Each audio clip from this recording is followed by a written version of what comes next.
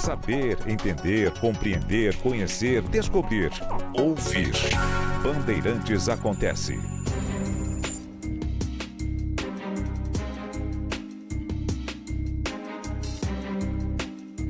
Aldir Blanc morreu em 2020 e quando soube na notícia, o Maciel de Aguiar,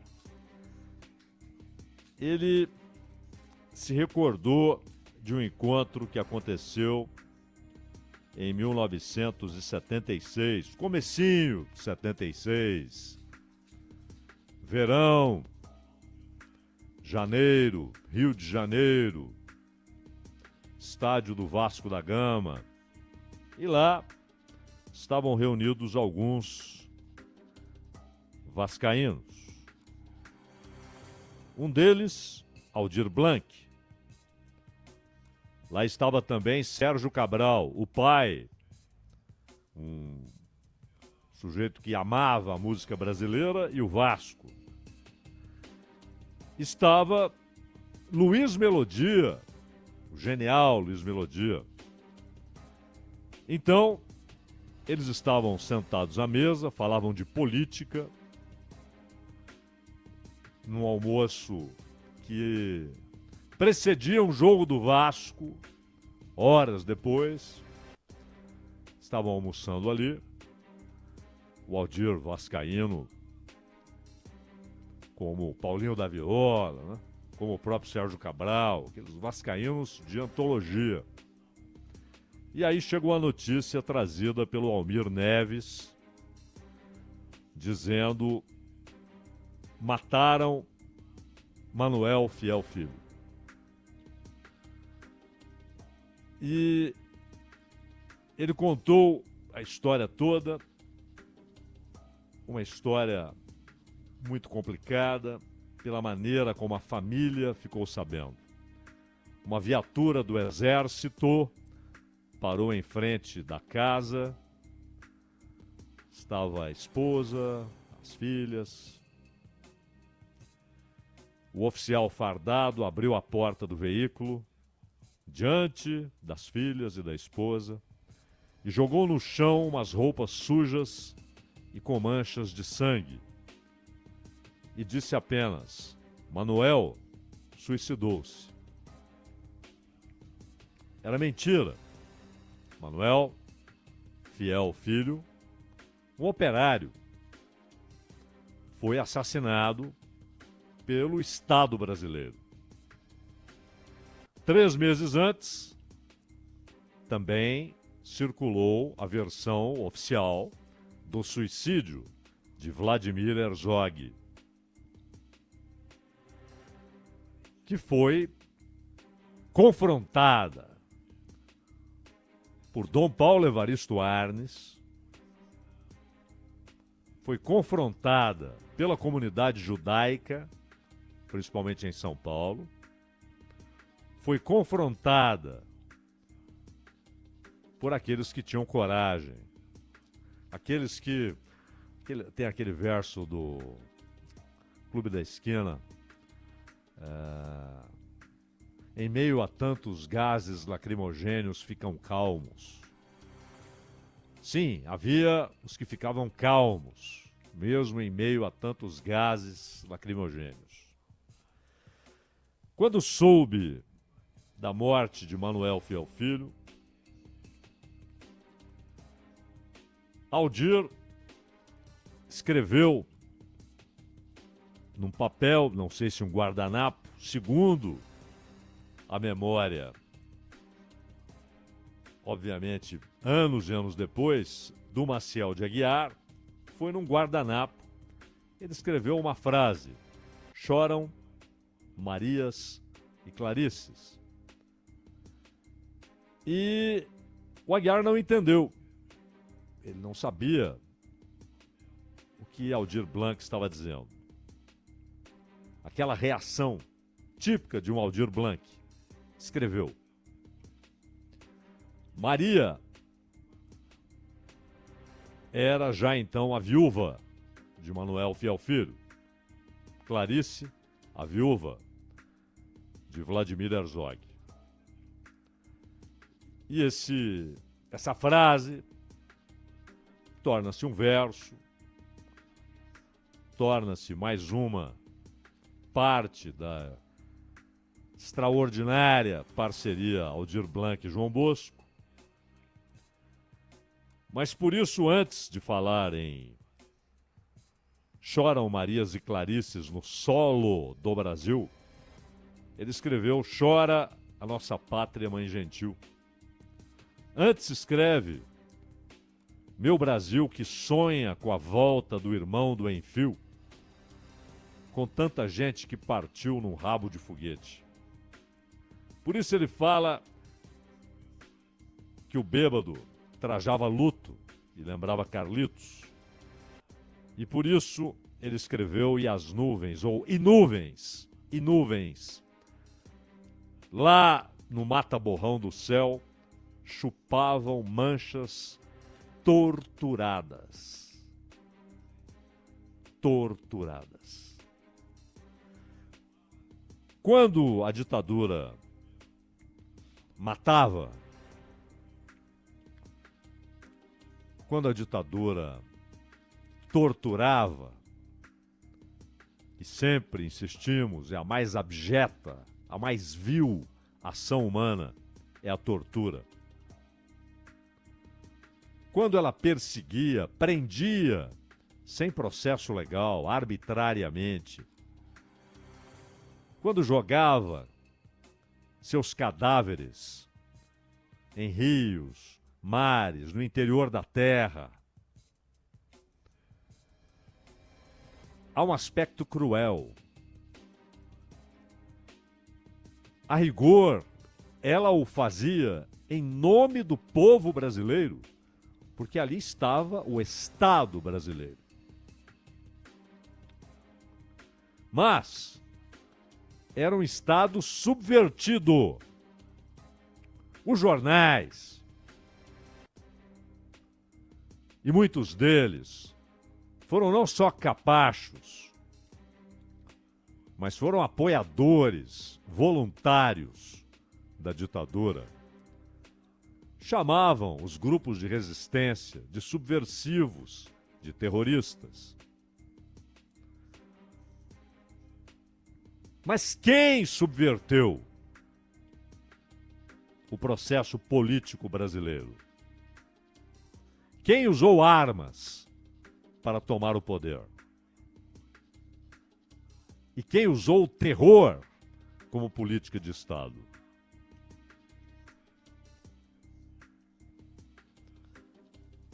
O terrorista não era o Marighella,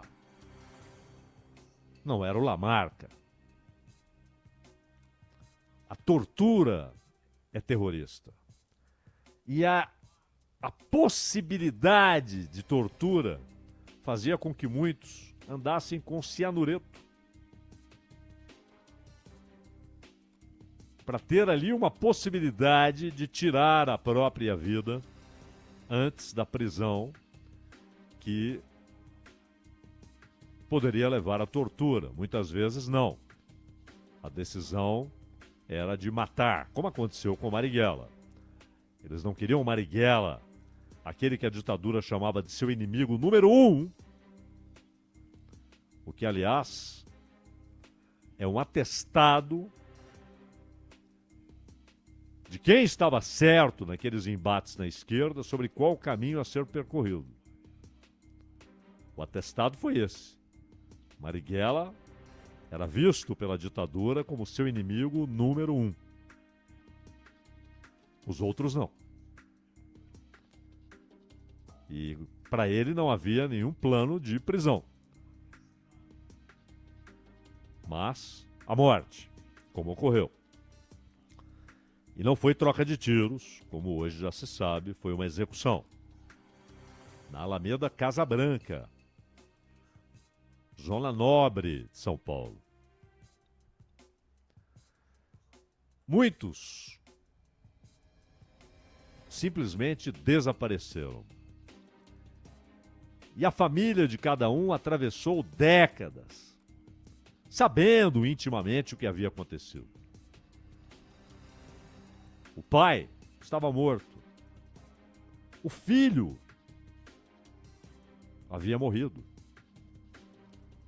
Mas essa certeza íntima não era materializada em um corpo, na despedida, na solenidade. No momento anterior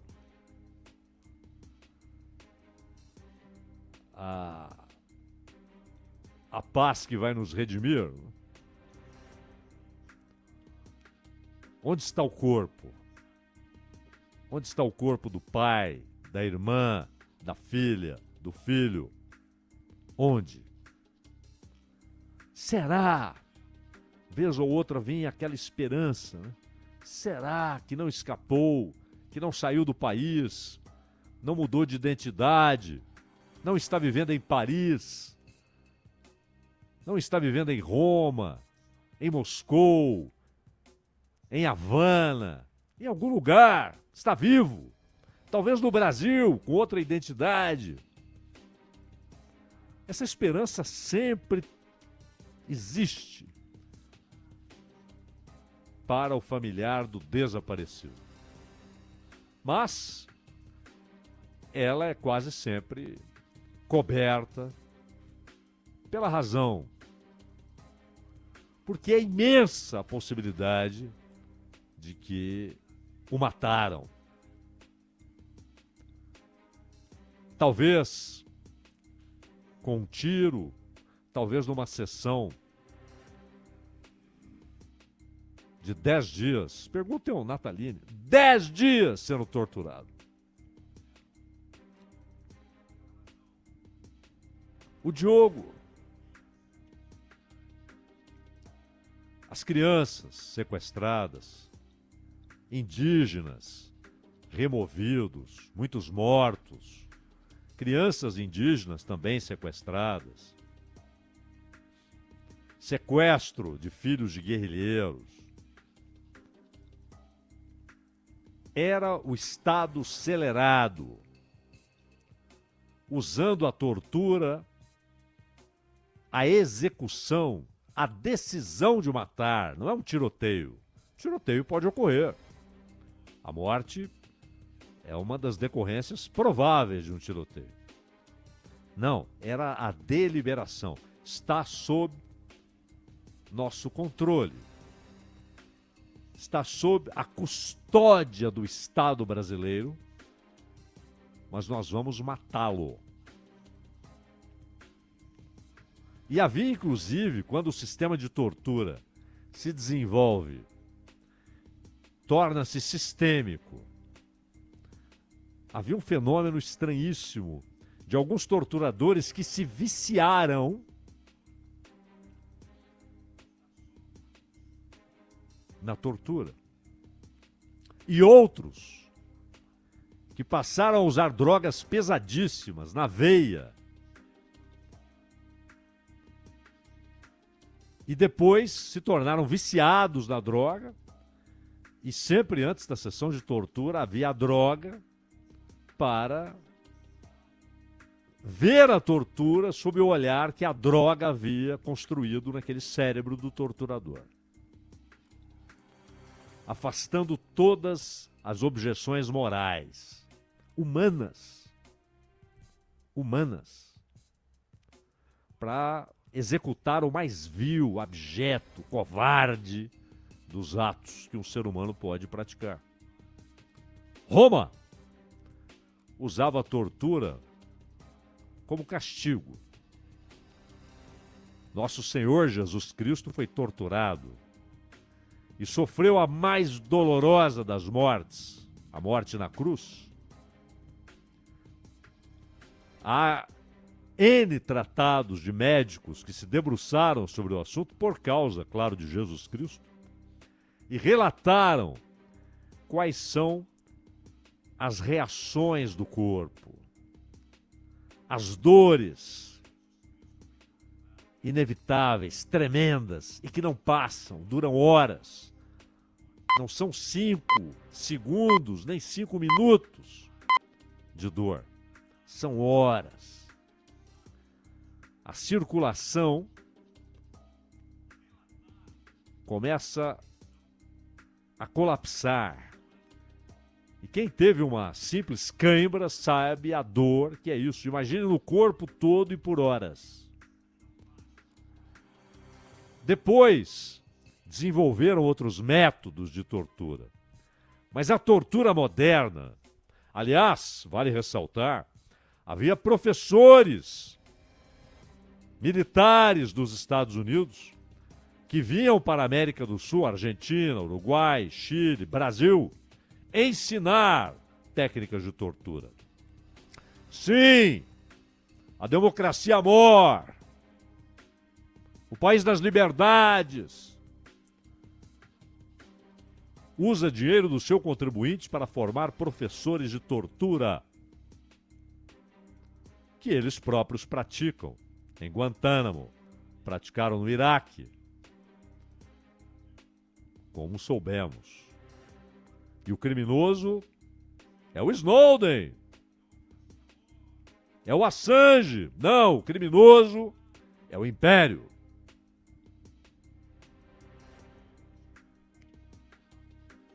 E tornou-se sistêmica a tortura. E havia até um elemento político na morte de Manuel Fiel Filho. Uma certa provocação ao Geisel, que queria desmantelar esse sistema, mas, por outro lado, conviveu com ele durante anos. Se opunha, mas não movia as forças que tinha como ditador para acabar com aquilo abruptamente. Respondeu a um golpe de Estado, dado pelos tentativa de golpe do Silvio Frota, mas não prendeu. Só colocou suas tropas e fez morrer o incipiente movimento golpista para reendurecimento da ditadura. Mas a morte de Manuel Fiel Filho foi também uma maneira de debochar da dura que o Geisel havia dado quando morreu Herzog. Eram movimentos internos. O que fez Manuel Fiel Filho para ser preso? Pegou em armas, atacou quartéis, assaltou bancos, atirou em alguém, roubou alguém. Não. Manuel Fiel Filho distribuía jornais. Jornais de circulação muito pequena. Jornais de grupos de esquerda. E ele distribuía na fábrica. Foi preso por isso e torturado até a morte. E a covardia se completou com as roupas manchadas de sangue atiradas para sua família e a frase: Manuel se suicidou.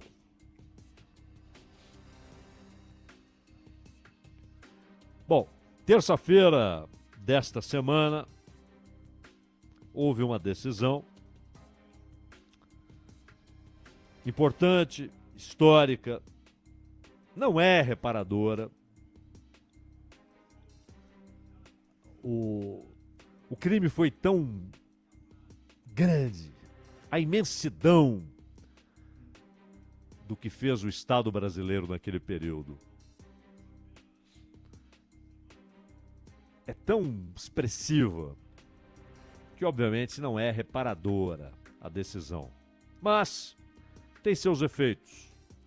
Fato é que o Conselho Nacional de Justiça decidiu que o assento de óbito, o assento é aquele livro no qual se registra ali o conteúdo das certidões de óbito em cartório, né? Mas esse assento de vítimas da ditadura deve ser corrigido, indicando que o motivo da morte dessas pessoas foi a ditadura.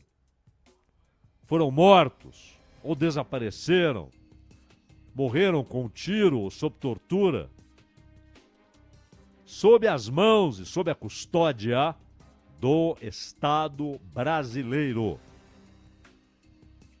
Então agora é o Estado brasileiro acatando uma recomendação feita há 10 anos pela Comissão Nacional da Verdade. E eles terão em seu registro de óbito a indicação de que houve morte não natural. Morte violenta, causada pelo Estado. É isso que haverá lá. Há sempre as questões relativas a indenizações. Muitos já tiveram esse direito reconhecido. E é uma obviedade, né? O sujeito foi morto pelo Estado. Então a família deve ser indenizada pelo Estado. Uma ação ilegal do Estado. O Estado cuspiu nas próprias leis. Havia, inclusive, a possibilidade na lei militar de pena de morte. A Constituição não previa para esses casos. Eram casos muito específicos da justiça militar com militares. Ou seja, o Estado cuspia na própria Constituição. A do Castelo Branco. E o Barroso discursou, falou da ditadura, da censura, da repressão aos oponentes. A Macaé Evaristo, ministra de Direitos Humanos e Cidadania, também. Mas não é isso só. Os caras da Ação Libertadora Nacional, eles estavam prontos para a morte num tiroteio. Num tiroteio. Não depois de sob custódia do Estado. Mas nós estamos falando de duas pessoas. Um jornalista que trabalhava inclusive para a televisão pública, Vladimir Herzog, estava na TV Cultura, e Manuel Fiel Filho, um operário que distribuía jornais na hora da folga, na hora do almoço, lá na fábrica. São dois exemplos conhecidos de milhares de acontecimentos semelhantes. Estudantes, mulheres grávidas, gente pacífica que apenas se opunha ao fato de que a ordem foi subvertida não por eles, mas pelos que tomaram o poder usando armas. Então, além da satisfação dada às famílias, olha, é preciso reconhecer, morreram. E aqueles que já se sabia oficialmente, já viu atestado de óbito, mas agora dizendo, morreram assassinados pelo Estado brasileiro. Acabou a ditadura, veio a democracia. A ordem econômica brasileira não mudou. Aquilo que os militares assentaram, principalmente do governo Castelo Branco, governo Médici, como modelo econômico, permanece, aliás, foi aprofundado. Hoje a legislação trabalhista, inclusive, é pior do que na época da ditadura. Aprofundaram o ataque às conquistas, aos direitos, à dignidade dos trabalhadores. Temos eleição, temos discussão, temos liberdade de opinião, mas o Estado continua matando, hein? Só que agora não é a morte no contexto político, mas no contexto socioeconômico. A morte decretada pelo apartheid social e econômico. pela segregação social e econômica. Ainda temos milhares de Marias e Clarices chorando no solo do Brasil, meu caro